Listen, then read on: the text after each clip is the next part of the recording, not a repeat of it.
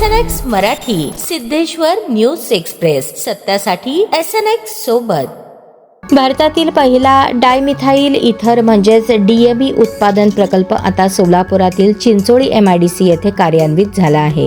Balaji amines या कंपनीने 20 मे 2026 पासून व्यावसायिक उत्पादनाला सुरुवात केली आहे। DME हे LPG मध्ये मिश्रण करून वापरता येणारे स्वच्छ आणि पर्यायी इंधन मानले जाते। यामुळे भारताची LPG आयात कमी होऊन परकीय चलनाची मोठी बचत होणार असल्याचे कंपनीचे व्यवस्थापकीय संचालक D राम रेड्डी यांनी सांगितले।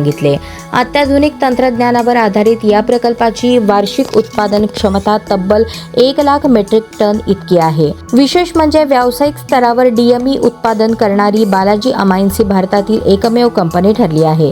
याशिवाय कंपनी आता EV बॅटरी केमिकल्स क्षेत्रातही मोठा विस्तार करत असून डायमिथाइल कार्बोनेट आणि NMP सारख्या इलेक्ट्रॉनिक ग्रेड रसायनांच्या उत्पादनातही आघाडीवर आहे। सोलापूरच्या औद्योगिक क्षेत्रासाठी हा प्रकल्प एक मोठा टप्पा मानला जात असून रोजगार आणि उद्योग वाढीला नवी चालना मिळण्याची अपेक्षा व्यक्त केली जात आहे।